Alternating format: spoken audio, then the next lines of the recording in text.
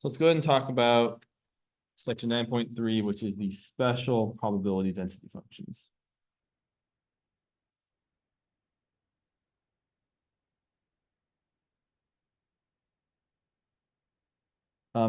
Before we get going with this, I'll just remind everybody of a couple things. So last time we talked about discrete and continuous PDFs, or probability density functions. And as a reminder, a few things that we learned how to calculate. So for discrete, we learned that you can calculate the expected value of X, which people also call the mean or the average, as the sum of each observation multiplied by its probability. So each X sub I multiplied by the probability of X sub I, and then you add all those up. Typically from your first one to your last one, I equals 1 to n is typical notation. And then to find the variance, it's the sum of each observation minus the mean or the expected value or the average, whatever you want to call it, or rate, squared multiplied by the probability of X sub I. Again, from I equals 1 to n. And although we didn't say it last time, an alternative formula for this. And the alternative formula here is the sum from I equals 1 to n of X sub I squared times the probability of X sub I minus the mean squared. That formula doesn't come up super often, but it is worth mentioning. Who just joined us? Andrea. Andrea, let me give you the attendance form as well.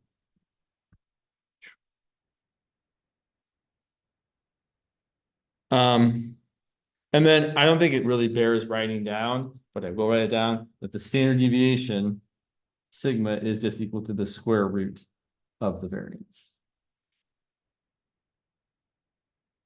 And then we have our analogous continuous variations. Basically, the continuous ones are just the same formulas, but we use an integral instead of a summation. So, and I'm talking straight to you, Megan, because there's no one else talking.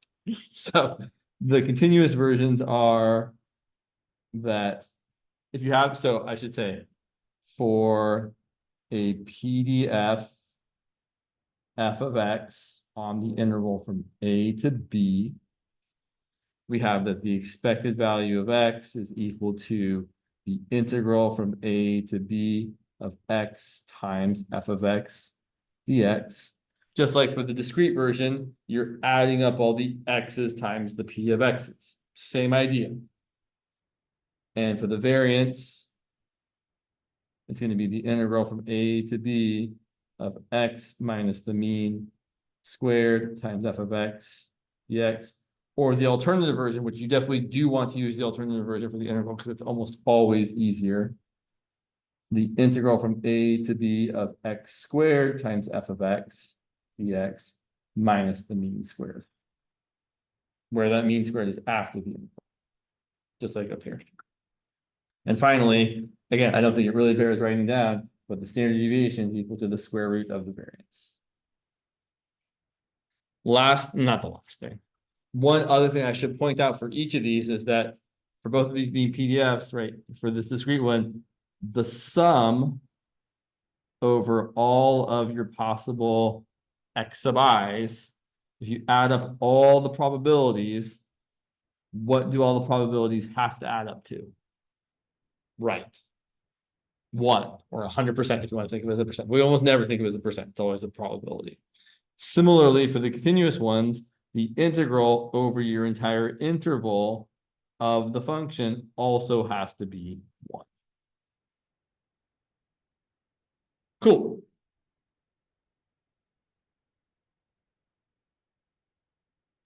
And I keep trying to say the last thing I'm going to say about this. One more thing for continuous. For continuous, to find the median, which we typically note as lowercase m, set the integral from a to m of your function equal to 1/2, or the integral from m to b of your function equal to 1/2, and then solve for b. Sorry, solve for m, holy smokes. Which we did do an example of that at the end of last class. And we'll probably do another one today. Okay, so now let's take a look at these special probability density functions, which there are 3 of. And probably the first one we're going to talk about is the one you're most likely to encounter in your class or in, right? It's the one that's the nicest to kind of deal with. Cool. So let's say we have the following. The first example. And I know, yeah. So the lifetime of a battery measured in T years is an exponential, that's the name we should think of here, probability density function. It's given by f of t is equal to 1/3 e to the negative 1/3 t on the interval from 0 to infinity. Just technically, the battery could live as long as possible, right? Eventually, every battery is going to die out, but there's no like upper limit on how long the battery could last. There's a reasonable guess, right? You might end up encountering some battery that goes beyond the lifetime that we would have expected. So let's actually check to see that it is. So first of all, is this actually a PDF? So a PDF is a probability density function. And all that means is that the function, and actually that's you asked a good question, Megan. So to be a PDF, f of x has to satisfy 2 criteria. One is that f of x has to be greater than or equal to 0 on the entire interval that it is defined on. It could be negative other places, right? It's totally fine for this function to have negative values outside of this interval, but on the interval, it should be non-negative. And 2, the integral of it on the given interval has to equal 1. Those are the 2 requirements to be a PDF. So you can't have something that's like negative some of the time and still the interval is equal to 1. That would not qualify as a PDF. This function certainly is non-negative all the time, right? 1/3 e to the something will always be positive, actually, no matter what the value of the exponent is. So we're going to check the second part. Is this actually a PDF? Meaning, does the integral end up equaling 1? So is this actually a PDF? You should never check this unless you're asked to, right? If you're given a function and if someone tells you it's a PDF, you should believe them. So we're going to do the integral. Now, here's where this is kind of challenging. This is going to end up being an improper integral. So you have the integral from 0 to infinity of 1/3 e to the negative 1/3 t dt. We're going to write this as the limit as b goes to infinity of the integral from 0 to b of 1/3 e to the negative 1/3 t dt. Then this just keeps being in the way. Yeah. And then, I didn't mean to do that. So I'll remind you that integrating e to the something times t is pretty straightforward, right? The integral of e to the something times t is the same e to the something times t, and then we just divide by that coefficient of t or x, or whatever your variable is. So we're going to end up getting here, the limit as b goes to infinity, the integral of 1/3 e to the negative 1/3 t is going to be 1/3 e to the negative 1/3 t divided by negative 1/3 from 0 to b. Let's be smart here. I'm going to cancel the 1/3. I still have a negative though. So when I plug in my limits of integration here, I'm going to have the limit as b goes to infinity of negative e to the negative 1/3 b minus negative e to the negative 1/3 times 0. It's kind of gross looking, but it's fine. let's simplify this a little bit. I'm gonna write this as limit as b goes to infinity. Now, here's my preference. If I plug in infinity right now, I really don't prefer to think of this as e to the negative infinity. It just doesn't work for me. If it works for you, great.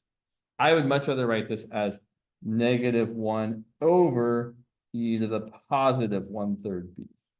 Because I know that e to a positive infinity gets infinitely large, and then 1 divided by something infinitely large is going to get closer and closer to 0. Similarly, I should simplify the rest of this as minus minus, so plus e to the 0 is just 1. And great, this works out. This 1 over e to the infinity, that's going to go to 0. So I end up getting 0 plus 1, which is 1, which it should be, because that's what it means to be a PDF, is that the integral of the function over the entire interval has to equal 1. Cool. All right, so let's ask ourselves some questions. Do I want to ask that question first? Yeah, I'll ask that question first.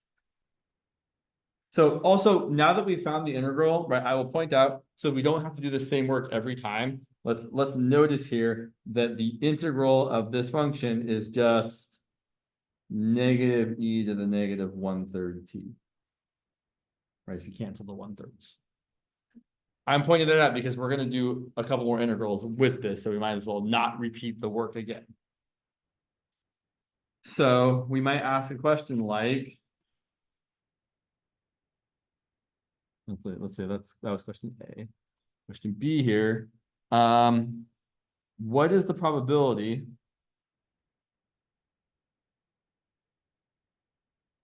of the battery lasting less than 2 years?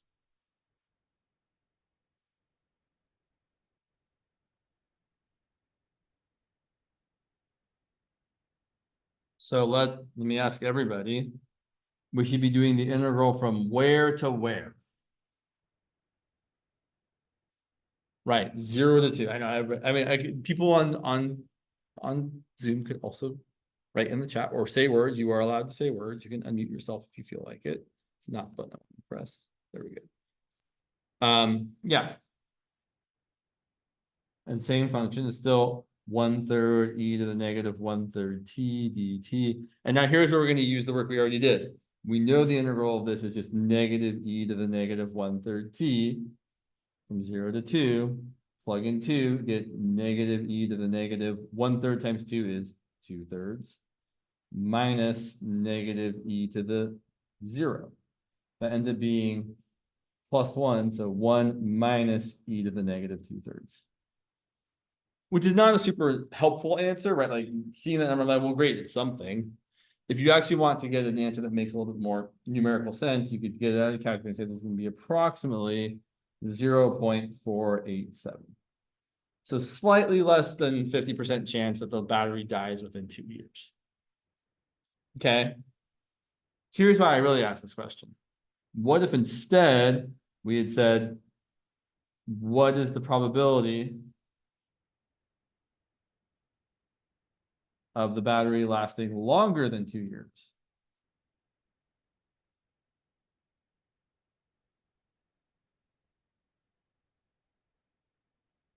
And I bet many of you already know the answer to the question. Before I write the answer down, here's how we would set it up. If I wanted to find this, the probability I would calculate would be the integral from 2 to infinity of 1/3 e to the negative 1/3 t dt. And I would, if I can avoid it, rather not do an improper integral. So what you should do here, even if I didn't ask you this question first, you should definitely think of this as 1 minus the integral from 0 to 2 of 1/3 e to the negative 1/3 t. So if it's ever improper and you only have to find like a part of it, find the complement that is not improper, or proper, I guess is the right word to use there, and then just do that instead. Do 1 minus, I should say. So that's going to be 1 minus e to the negative 2/3, which is just going to be e to the negative 2/3, which is approximately 0.513. The complement, the leftovers.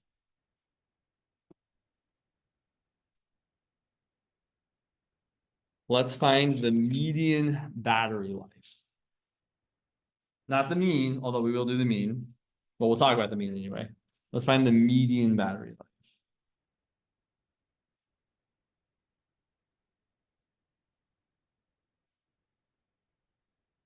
So you have a choice. You can either say the integral from 0 to m, excuse me, of your function, 1/3 e to the negative 1/3 t dt is equal to 1/2. Or you could make the wrong choice, not wrong, less good.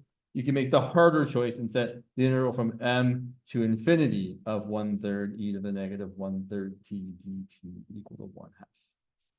And obviously, I think this is the better choice. It's going to be easier to deal with this. So don't do this unless you were specifically told you have to, or you really, really like improper integrals. Don't know anyone that does. Do this instead. So again, we already know the integral of this is going to be negative 1/3 e to the, not negative 1/3, that's not correct. It's going to be negative e to the negative 1/3 t from 0 to m equal to 1/2. And now we're going to plug in your limits of integration. So you're going to get negative e to the negative 1/3 times m. I would probably write m over 3, just how I would like to write it.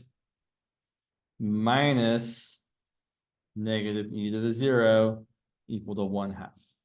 Now let's make this look less terrible. Minus and minus is plus, so that's a +1. So I have 1 minus e to the negative m over 3 equal to 1/2. For me, I never want to do what most people do here is like, most people want to subtract 1 and say negative 1/2 over there and negative over here. I would much rather just make everything positive by saying subtract 1/2 from both sides. So I've got positive 1/2 on the left, and then bring the negative e to the, right, bring that over to the other side, so you have e to the negative m/3. That's just me though, do whatever you like. Take the natural log of both sides, natural log of 1/2 equals the natural log of e to the negative m over 3. So we end up getting the natural log of 1/2 equals negative m over 3, or negative 1/3 times m, and then multiply both sides by negative 3, so you get m equal to negative 3 natural log of 1/2. You might be concerned, you might be thinking, James, that looks like a negative number, and our interval is from 0 to infinity, which is definitely not negative numbers, and you'd be correct, and then I would tell you, this is not a negative number. Natural log of 1/2 is also negative, so negative 3 times natural log of 1/2 is actually positive. If you wanted to, you could totally rewrite this as negative 3 times natural log of 1 minus natural log of 2. Natural log of 1 is 0. This becomes negative 3 times negative natural log of 2, which is positive 3 natural log of 2. It's probably how most people would actually choose to write this. But either answer is fine. This is also totally fine.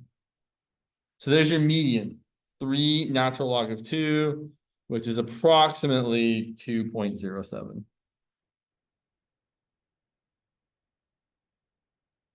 Yeah. Which makes sense if you think about it, right? We just saw before that the probability of the lifespan of the battery being less than 2 years was just under 50%. So we're looking for the middle point where it's 50% on either side. A little bit more than 2 seems like a very reasonable answer. Okay, here's where we start getting into not wanting to do it the long way. Although we're going to do it once, and then we'll talk about how you don't have to. So let's say we wanted to find, that was part C. Sorry, I didn't label things. Labeling things. What's that? Always, yeah. If you're ever asked to find the median, you do the integral from your lower limit to m, where you're trying to solve for m, of your function equal to 1/2, because you're literally trying to find the place on the graph where you have, right, where what we're doing is we're saying if our graph of our function looks like this, we're trying to find the place m where half the area is there and half the area is there. You're welcome. Yeah, good. Now we're going to find the average, which is different than the median, but also a measure of the middle. So we're going to ask now, what is the best phrase to use here really is the expected value. What is the expected battery life? Or in other words, what's the average value?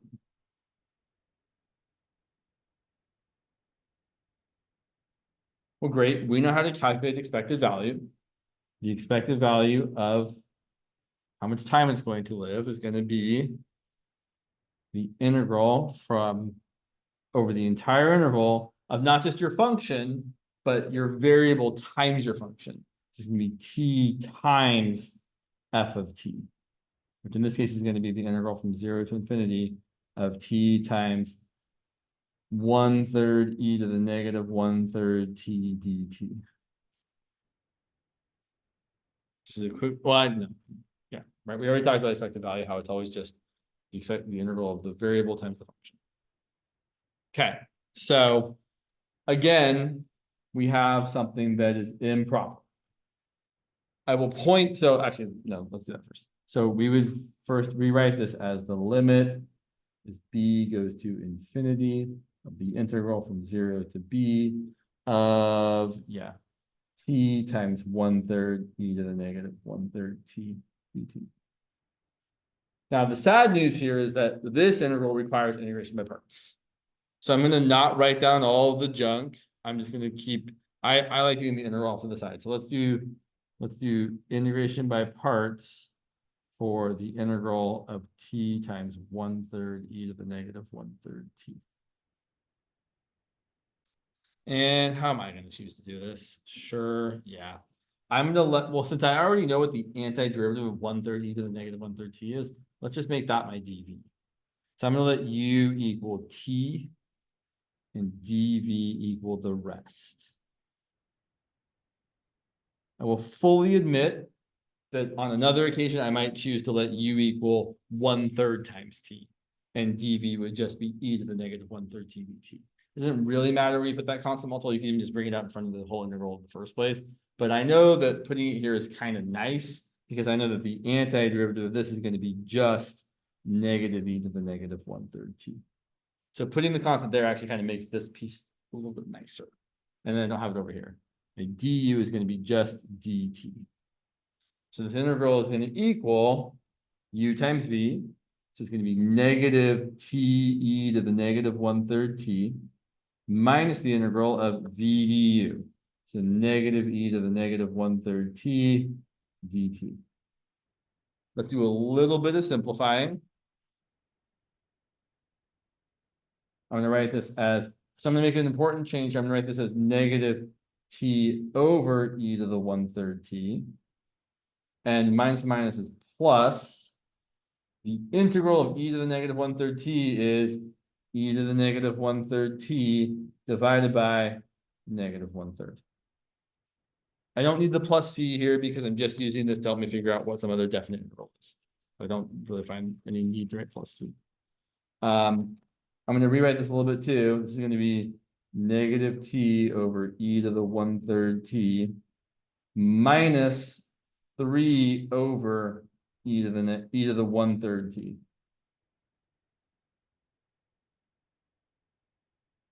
Okay, great. So now we're going to take that and we're going to use that as the integral in our limit here. So we're going to have the limit as b goes to infinity of the integral from 0 to b of t times 1/3 e to the negative 1/3 t dt. And that's going to be the limit as b goes to infinity of, we're just going to take the integral of this as that. So it's going to be negative t over e to the 1/3 t minus 3 over e to the 1/3 t from 0 to b. Okay, we plug in the limits. I probably don't have enough room right there. Let's do it here. Limit as b goes to, sorry, we plug in the limits of integration, not the limit as b goes to infinity yet. Limits of integration, I get negative b over e to the 1/3 b minus 3 over e to the 1/3 b. Oh, that's a smart way to do that. I forgot about that. Oh, well, not a big deal. Yeah, not a big deal. Minus, plug in 0, you get 0 over e to the 0 minus 3 over e to the 0. Okay, so let's use a little bit of logic here. If b is going to infinity, 1/3 times b is also going to infinity, and e to the infinity is infinitely large. So 3 over something infinitely large is going to be infinitesimally small, 0. Now, over here, it's a little bit dicier because the denominator is getting infinitely large, but the numerator is also getting infinitely large. Normally, this is where one might use L'Hopital's rule to take the limit of this indeterminate form. But usually what people end up saying is that this exponential function grows much, much faster than this linear function here. So the denominator is going to outpace the numerator, and this fraction is also going to get very, very, very small. So then we end up getting negative 0 minus 3. So negative negative 3 is 3. So the average battery life is 3 years. So let me tell you the bigger picture here. So bigger picture, in general, well, I better make sure I write this the right way because I always want to write this the wrong way. Yeah, okay, good. So in general, for any exponential PDF where f of x, and so an exponential PDF will always be in the following format. It'll always be 1 over some number times e to the negative 1 over that number times x or t, whatever variable you're using, on the interval from 0 to infinity. Well, the mean or the expected value is always going to equal a. Just like in our previous example, right? In our previous example, the PDF was 1/3 e to the negative 1/3 t, and our mean was 3. It's also true that so I will say this next thing I'm going to say is probably less important, but it's also true that the median is always going to be a times natural log of 2. And finally, also true that the variance is equal to a squared. So in this particular problem, in the previous one here, if we look at our example here, our variance of t, so here's how we would have had to calculate it.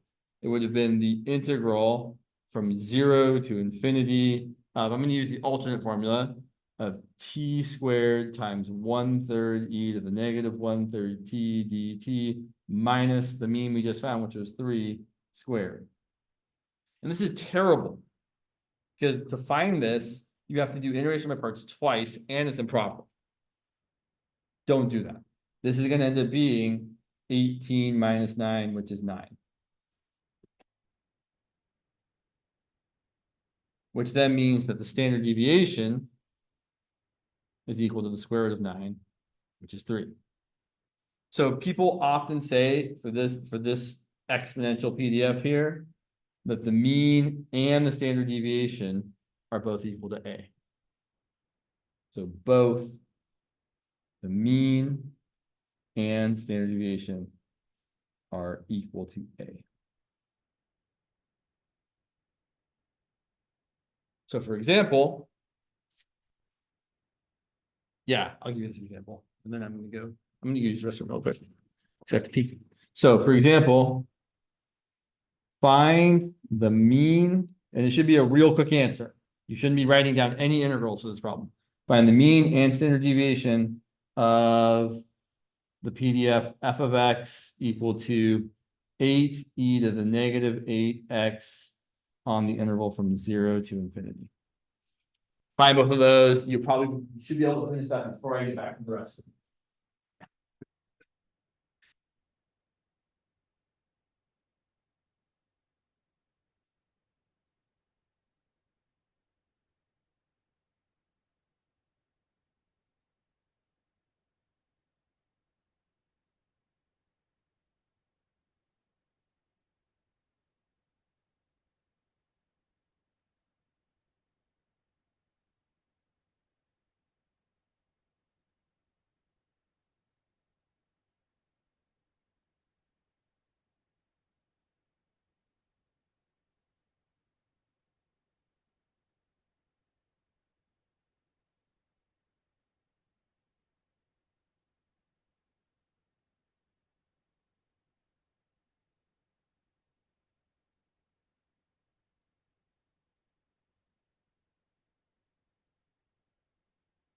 All right.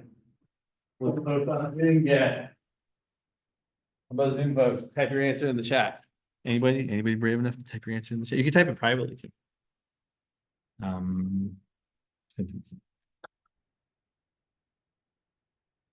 No brave souls want to type their answer in the chat? Do you have a guess, Megan?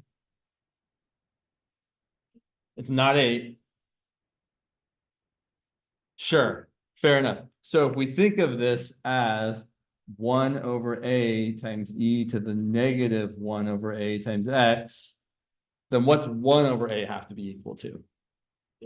Right. So if 1 over a is equal to 8, then what's a equal to?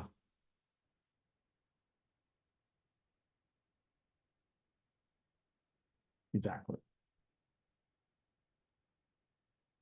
So a is 1/8. So that, which means that's our mean and our standard deviation. So for this PDF on this on the usual interval, the mean has to be 1/8, and the standard deviation also has to be 1/8. And if you really wanted to, you could say, and the variance is equal to 1/8 squared, which is 1/64. And that's it. And that is all the work someone might expect for you to do here. That's going to depend on what your teacher wants. Like they might, like no one should ever ask you to find the variance of a problem like this the long way, but they could. It is not unreasonable for someone to ask you to find the mean of something like this the long way by doing the improper integral, although it doesn't matter really. Okay, so yeah.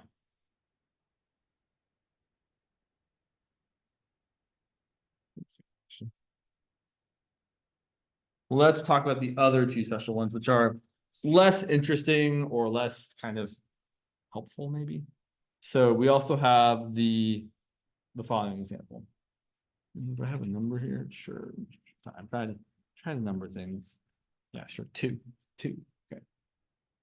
Let's look at this. Let's talk about the probability bus will arrive in a 10-minute interval is uniformly distributed. When someone says something is uniformly distributed, that means kind of every outcome has an equal probability. So it means that you essentially have a constant function as your PDF. So here's what things should look like. On the interval from time equals 0 to time equals 10 minutes, we should have a constant function as our function. So here's my PDF right there. And I think we could all make a pretty good guess as to how high that function needs to be so that the area under this curve that has a base of 10 has an area of 1. Or in other words, if the base of your rectangle is 10, what does the height need to be so that the area is 1? Right. So this function here, this f of t, is just the constant function 1/10. And that is literally always going to be true for a uniformly distributed distribution, is that the function is always just 1 divided by however long the interval is. So our function here is that f of t is equal to 1/10 on the interval from 0 to 10. And then you can ask the usual kinds of questions, like what's the probability of waiting? I'm going to write it in kind of a usual way. The probability of waiting less than or equal to 3 minutes. And there's a couple ways you could do this. You could do it using calculus. You could say that's going to be, right, that's like 3 right there. It's going to be the interval from 0 to 3 of 1/10 dt, which is going to be 1/10 times t from 0 to 3, which is going to be 1/10 times 3 minus 0, which is just 3/10. Or you could just kind of think about it as how much area you've got, right? If I'm from 0 to 3, that rectangle there has an area of base times height. which is 3/10. Or just use a square or rectangle. 3 minus 0 times 1/10 gives 3/10. And in that sort of way, you can really ask anything. Like if I asked you, for example, what's the probability of waiting between 1 and 7 minutes? Well, what's the length of time between 1 and 7 minutes, or the duration, I should say? How many minutes is it from minute 1 to minute 7?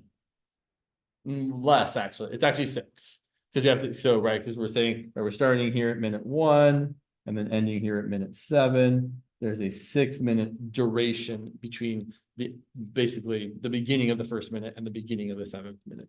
And so yeah, the probability that we wait between 1 and 7 minutes is going to be 7 minus 1 divided by 10, or 6 out of 10. So more generally, the probability of our time being between any two values, like C and D, is just going to be the difference between D and C times the probability density function, which is literally what we got right here by doing the integral and then plugging in your endpoints. So we might then ask, what's the expected value?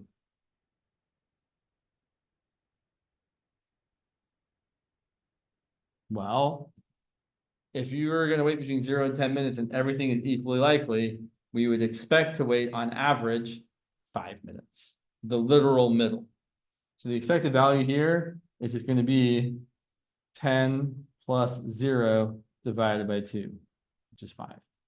Again, you could do this the long way, right? You could say it's going to be, the expected value is the integral from 0 to 10 of t times your PDF.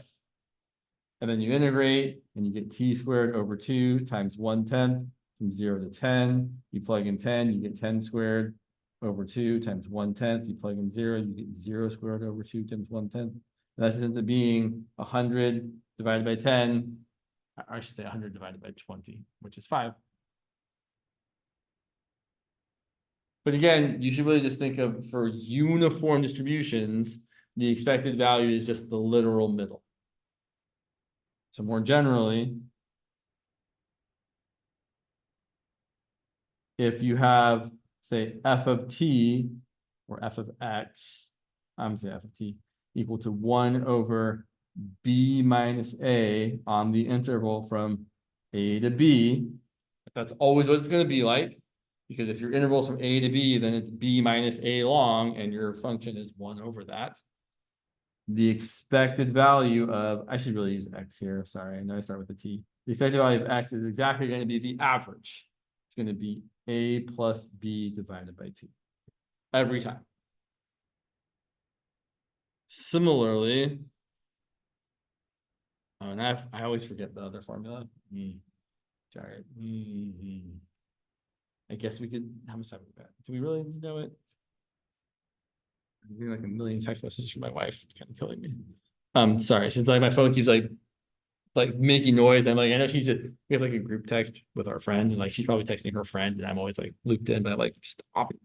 I know I can mute it, but whatever. For those of you that just joined us, here's the attendance form one more time. Yeah, there is a formula for the variance. We could actually derive it. So I'll remind you, no, we don't want to derive it. The variance is going to be the integral from a to b of x squared times your PDF, which is just 1 over b minus a dx. And then we're going to subtract off the expected value squared. I know this formula is in the textbook. I don't remember what it is. I feel like it's something like a cubed minus b cubed divided by 12 or something weird like that. I don't think you need to know it, but if you did need to know it, it's in the book. I don't feel like there's a whole lot of value to deriving it, so I don't think we should. And then the standard deviation would just be the square root of that. Uniform distribution, not that interesting, in my opinion. I don't think we don't really talk about it a whole lot because it just feels so kind of straightforward. The last one, which also doesn't really require much integration, because we can't, is the following. If you've ever taken a stats class, or if you're ever going to take a stats class, you're going to see a lot of this, which is the standard normal distribution. The standard normal probability density function. Which looks like f of x equal to, okay, I'm going to write a lot of things here. Only one of them is a variable. So x is my variable. Everything else is just a constant in disguise. So it's 1 over sigma times the square root of 2 pi times e to the power of negative x minus mu squared over 2 sigma squared. On the entire real number line is a PDF with a mean of mu. That's why we use mu here. With a mean of mu and standard deviation of sigma.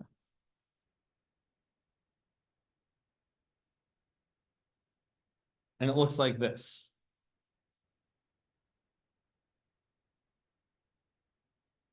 Mu is right there. It's going to look something like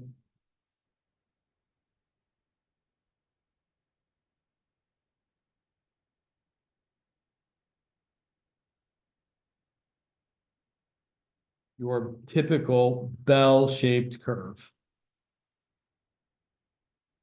centered at the mean, whatever that is. So for example, if I said f of x is equal to 1 over 3 times the square root of 2 pi times e to the negative x minus 1 squared over 18 on the interval from negative infinity to infinity, and I asked you what's the mean and what's standard deviation, you can, okay, well, the mean has to be 1 because that's where the mean fits into this, and the standard deviation had better be what? Not quite. So I'll point out that the 18 here is my 2 sigma squared. I would look over here instead. Yeah, exactly. So once they've written out the PDF, you can immediately read what the mean and the standard deviation are, unless they've simplified it, made it harder to see, which is kind of a jerk move, but you know. Right. There's not really a lot else to say about this because we can't really. I mean, no, you can't integrate this. Why am I even trying to say it? This function does not have an antiderivative. And I'll point out, so I'll say 1 or 2 more things about this. The one that you're gonna see if you take stats, if you've taken stats, is the one where the mean is 0. So I should say, what is the standard normal? Wow, can I write words that look like words? PDF if the mean is equal to 0 and the standard deviation is equal to 1. Well, that's easy enough. We're just going to take the formula we just wrote down and plug in 0 for mu and 1 for sigma. So we're going to get that f of x is equal to 1 over 1 times the square root of 2 pi times e to the negative x minus 0 squared, so just x squared, over 2 times 1 squared, so just 2. So this function is your typical standard normal PDF that occurs in statistics where the mean is 0 and the standard deviation is 1. So this is your typical bell shape, or your typical z-table PDF. If you don't know what I mean when I say z-table, don't worry about it. It's something you'll see when you learn, or if you take a stats class, which I imagine most people probably have to do. Right. So you probably haven't actually seen this because they don't really talk about this in the class, but this is the function where that nice bell-shaped curve that we look at the z-table to find all those probabilities from. That's actually coming from this. So when you're trying to find like the probability of z being between like, you know, z being less than 1.5, what they're really doing is they're doing the integral from negative infinity to positive 1.5 of this function, and then they're using a computer to actually approximate it because you can't actually integrate this. It's kind of neat, but as far as we're concerned, there's not a lot we can really do with it. All I can really do is like tell you, here's my thing, and then ask you for the mean of standard deviation, or vice versa. I can give you the mean of the standard deviation and ask you to write down the thing. But I don't imagine spending very much time thinking or talking about this as a student. So I wouldn't worry about it that much unless your teacher says you should worry about it. Yeah, so that kind of sums up the special probability density functions. Again, there's three of them. There's the standard normal, there's the uniform, which is just the flat one, and then there's the exponential, which is the first one we talked about. Questions about any of the things I've said there before we move on to something different?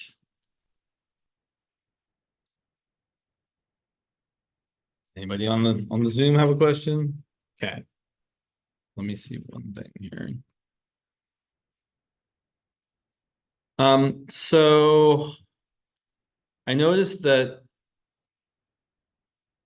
Lee had talked briefly, or not briefly, talked quite a bit about. So actually, I had a question. So someone said that Lee had talked about the limit definition of the integral. And I wanted to clarify, I don't think I saw any homework questions where he was asking you to like show that an integral was equal to something using the limit definition. What I think I was seeing were questions where you were asked to approximate integrals using either the trapezoid or Simpson's method. Does that sound accurate, or am I misconstruing the situation? And I would love for Evan, I'm particularly talking to you because I know that you're in Lee's class.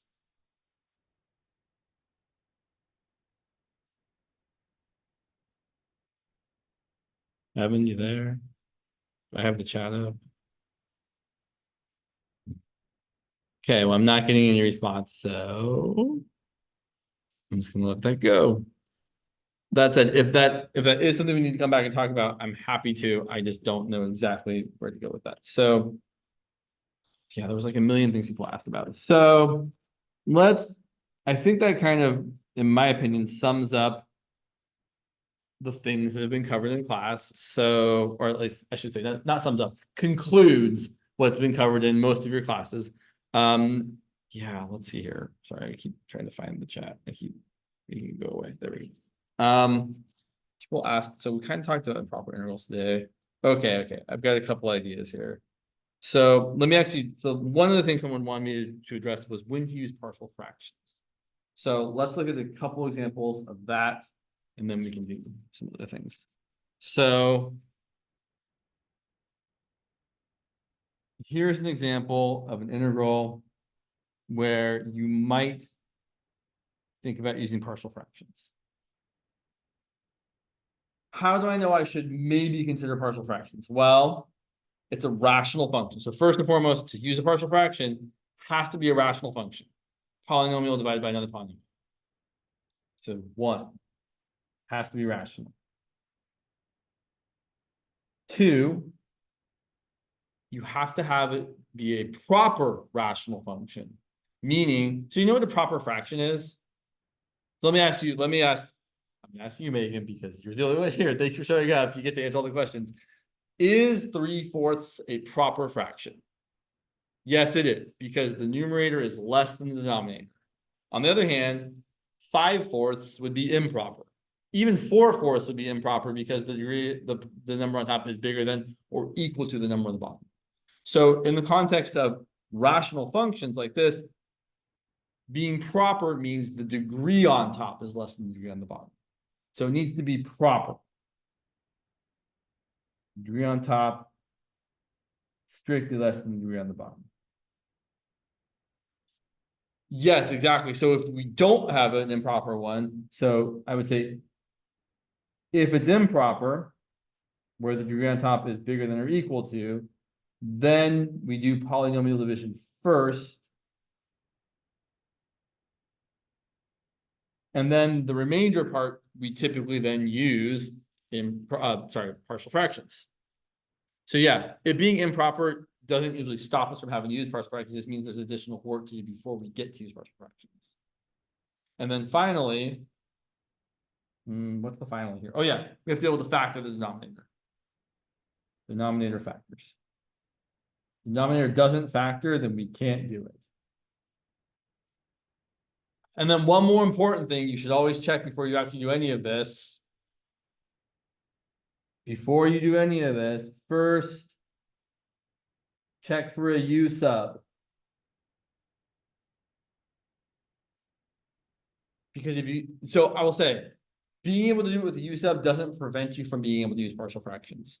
Anything that could be done with anything like if this could be done with the U sub or partial fractions, both will technically work. But the U sub is always going to be easier. And this one, you can use a U sub. If I let U equal the denominator, my du is going to be 2x minus 4 times dx. And if I divide both sides by 2, or multiply both sides by 1/2 times du equals 1/2 times 2x minus 4 is going to be x minus 2 dx. And I exactly have that in my numerator. So I should definitely not use partial fractions here. I should rewrite this as the integral of x minus 2 dx is just du. Sorry, 1/2 du. And my denominator is just u. And we definitely know how to integrate du over u. That's just the natural log of the absolute value of u. And then if we plug back in our u, we get 1/2 natural log of the absolute value of x squared minus 4x plus 3 plus c.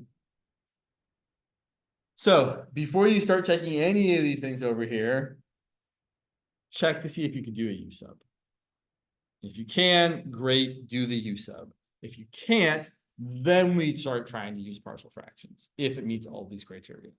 So let's look at one where we actually would use partial fractions, like something very similar, but not quite the same. The integral of x over x squared minus 4x plus 3. And we already know that u sub wouldn't work here because the numerator isn't perfect. It's not a multiple of 2x minus 4. So we're not going to even try. We're going to move straight to partial fractions. So it meets the criteria of being rational. It's certainly proper. And the denominator does factor. The denominator factors as x minus 1 times x minus 3. So we're going to set that equal to a over x minus 1 plus b over x minus 3.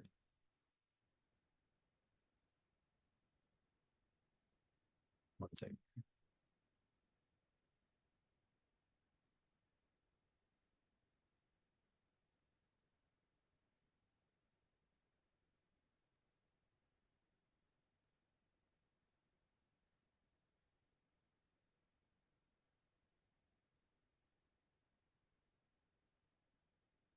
Okay. So then I always like to think about multiplying both sides by the common denominator. I find that to be a good way to think about what's happening here. We'll multiply both sides by x minus 1 times x minus 3. If you're comfortable skipping this step, it's totally fine.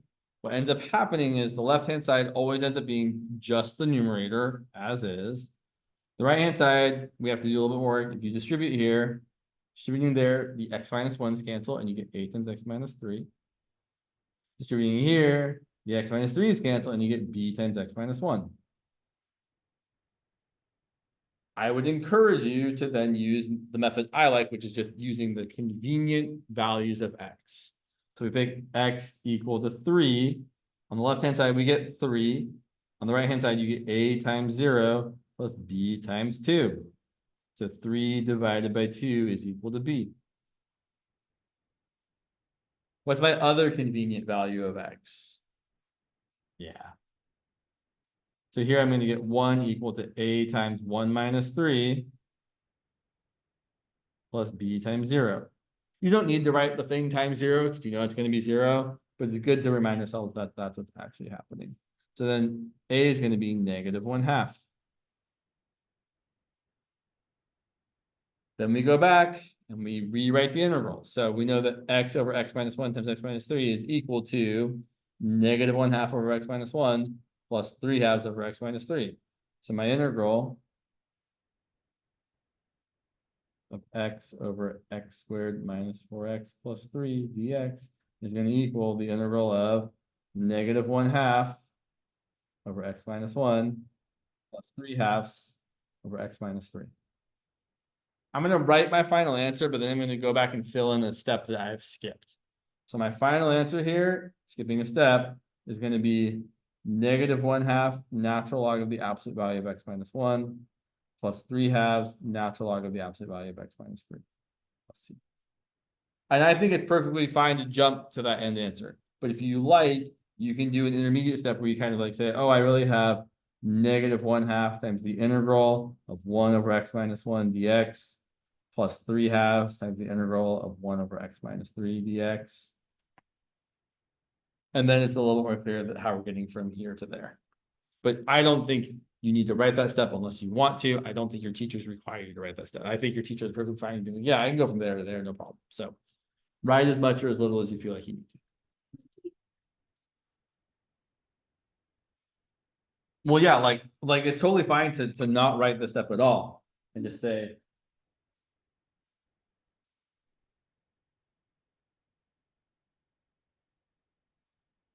that'd be totally fine too. Yeah. You can write this as one integral with negative 1/2 times 1 over x minus 1 plus 3/2 times 1 over x minus 3. That's a totally fine way of doing it too.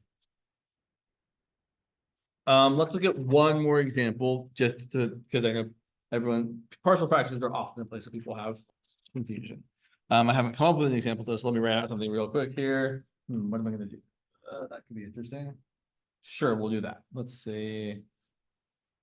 Just write down something here. Yeah, let's do that. Well, that'll be fun. Yeah, cool, sure.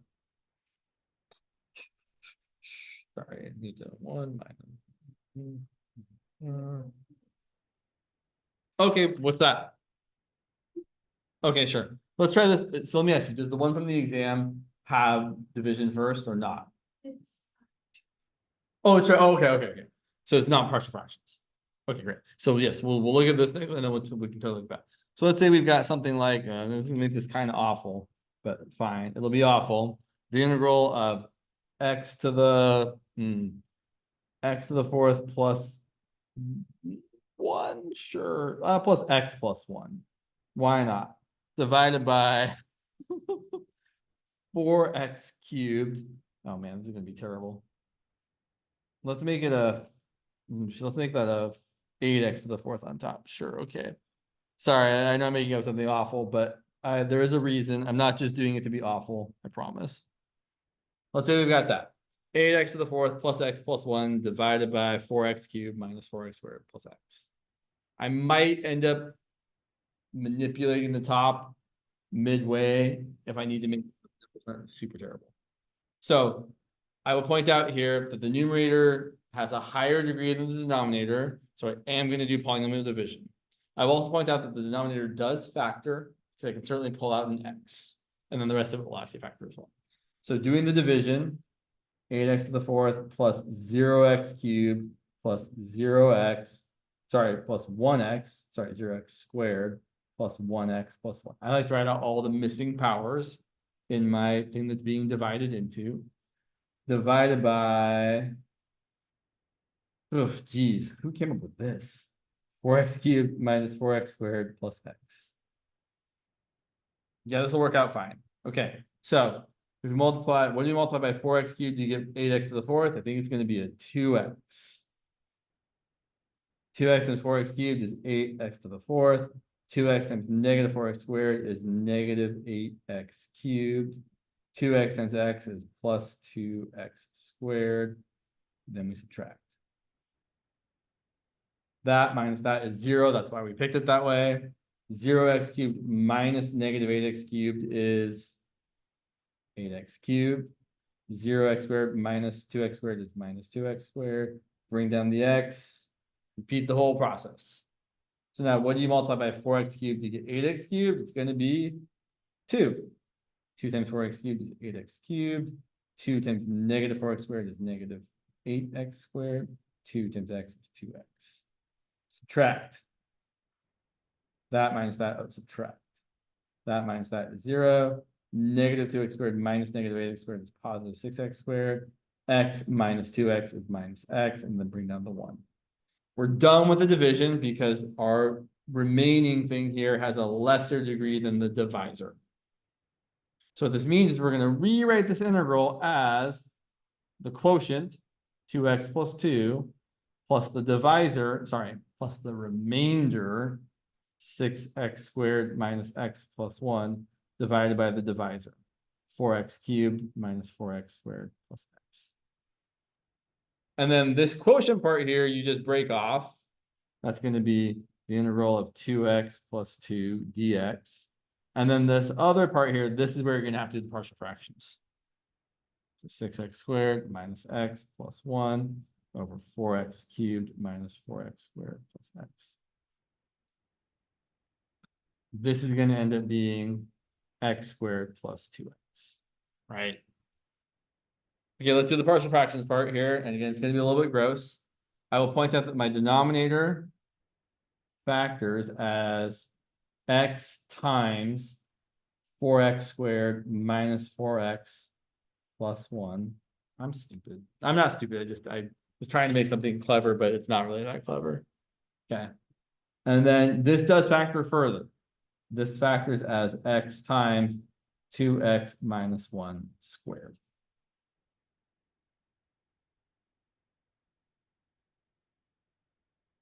So when I write my partial fraction decomposition, I'm going to write 6x squared minus x plus 1 over x times 2x minus 1 squared. Right, that's just the same thing, just factoring the denominator, equal to a over x plus b over 2x minus 1 squared. And then I do need every lesser power of 2x minus 1. So I need a c over 2x minus 1 to the first.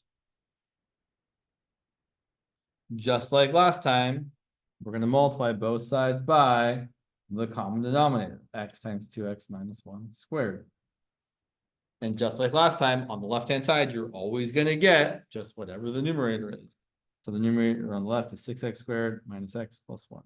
On the right, when you multiply this times that, the x's cancel, and you get a times 2x minus 1 squared. When you multiply here, you get b times x. When you multiply here, you get c times x times 2x minus 1. I should have written that on the next page. Oh well. Just like last time, we're going to use the convenient values of x first. What is one of my convenient values of x? Yeah. So and it's 0 because you have a over x, right? Or you have an x to the first as a factor. Or x to any power as a factor. So if you plug in 0, you get 0 minus 0 plus 1 equal to a times 0 minus 1 squared, plus things I'm not going to write. B times 0 and c times 0 times whatever. Anything times 0 is 0, you don't need to write it. So I end up getting 1 equal to a times 1. Great, I got a equal to 1. That was lucky. I didn't anticipate getting a nice value. Okay.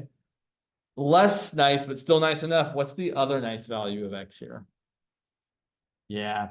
X equal to 1/2 is going to make the 2x minus 1 part equal to 0.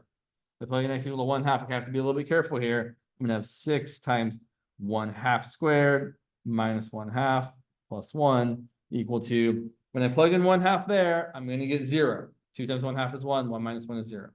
When I plug in 1/2 there, I'm not. So I'm going to get a b times 1/2.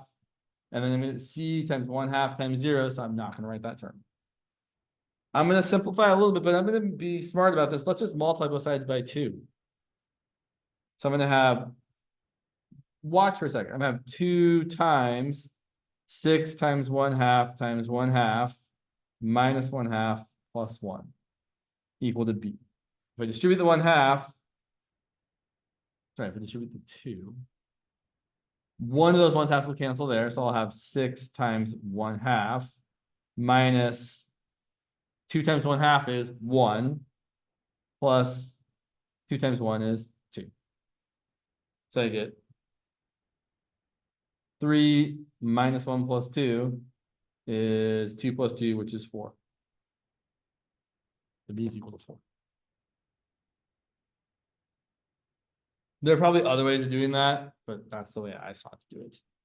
You could have you could have said, or you could have said like you have 6 times 1/4 minus 1/2 plus 1 equal to b times 1/2. And then I don't know. I guess this is 3/2 minus 1/2, so that's 2/2. Right? Yeah, and then 2 is equal to 1/2 b, so 4 is equal to b. That works too. Whatever you like, as long as it works. Okay, we've run out of convenient values. This is typically where I would start equating coefficients. So I would look at the highest power of x on either side, which is x to the second. Right? X to the second? Yeah. So on the left-hand side, I have 6 times x to the second. On the right-hand side, if you multiply this out, you're going to have a times 4x squared minus 4x plus 1. So you're going to have a 4a times x squared. And you don't have a b times x squared, but you would have a c times x times 2x. So you'd have a 2c times x squared. But we know that a is equal to 1. Wow, I lucked out with my numbers here. Like I did not do this ahead of time. I just got lucky. Just practicing. So I got 6 equal to 4 times 1 plus 2 times c. So 2 is equal to 2c. So c is also equal to 1. Cool. So then we go back. We say, okay, great. Now we're going to say that our integral, I'll start off with the original, of 8x to the 4th plus x plus 1 over 4x cubed plus minus 4x squared plus x dx.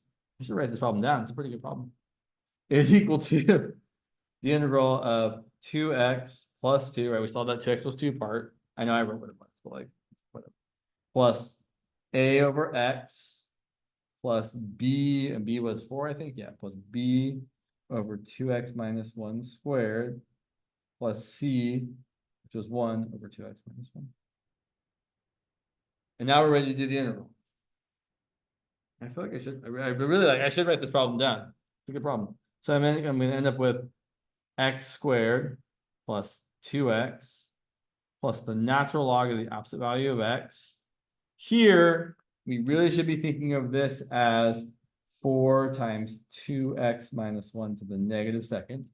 When we anti-differentiate it, we get 4 times 2x minus 1 to the negative 1 divided by what? There's actually 2 things to divide by. Negative 1. We also have to divide by the 2 from the coefficient of x. Because of the chain rule. Just like when we integrate like e to the 3x, we get e to the 3x divided by 3. When we integrate 3x to the negative 1, I know that's not what's written there. But if you integrated 3x to the negative 1, you would get 3x. Sorry, if you integrate 3x to the negative 2, you would get 3x to the negative 1 divided by negative 1 and also a 3. Because that's what ends up happening. I know it's not a good, because that's how the chain works. Okay. And then finally, similarly for the integral of 1 over 2x minus 1, you're going to get the natural log of the absolute value of 2x minus 1, but we're going to have to divide by what? Also 2, for the same reason, chain rule, plus c. And then you can make this look less terrible. The writing is x squared plus 2x plus the natural log of the absolute value of x minus 2 over 2x minus 1 plus 1/2 natural log of the absolute value of 2x minus 1. Plus c. A little bit less terrible looking. So kind of a gross problem, but partial fractions usually are. All right. You said you had a specific problem you wanted to look at.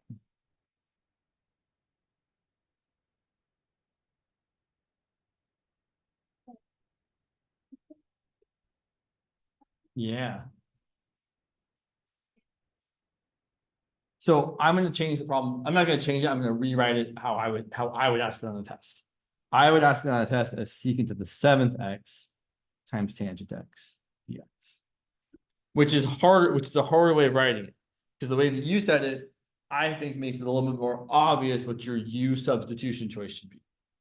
So whenever you see a power of secant times a power of tangent, or a power of sine times the power of cosine, or even a power of cosecant times the power of cotangent, it is almost always the case that you want to let U equal either the one trig function or the other trig function, not raised to a power, just either here we let U equal secant of x or U equal tangent of x.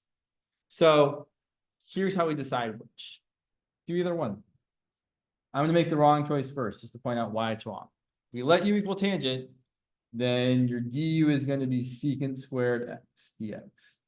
And after you pull out two of those secants, how many are left? 5. That's a problem. I can't deal with secant to the 5th. I don't know what to do with that. My u is tangent, not secant. So that's the wrong choice. I will mention, technically, if it had been an even number of secants left over, there is a way of dealing with that using trig identities, but I don't think that's what we're doing in this class. The better choice here would be to let, well, the right choice here, not just better. The correct versus incorrect. The correct choice here is to let u equal the secant of x, because our du is equal to secant of x times tangent of x dx. And I have a secant of x times tangent of x. If it's written like this to start off with, I think it's your job to rewrite it so that the thing you want to see is there. So I'm going to rewrite this as secant to the 6th x times secant x times tangent x dx. Right? It's totally valid to break that up like that. And then you can say to yourself, oh, great. Now I can see that secant of x times tangent of x times dx is equal to du. And then what's the remaining secant to the 6th equal to? U to the right. And great, now this is a normal integration. It's the integral of u to the 6th du, which is equal to u to the 7th over 7 plus c. And then we plug back in secant, and we get, you can either write it as secant of x to the 7th over 7 plus c, but the more normal way of writing that is secant to the 7th of x divided by 7 plus c.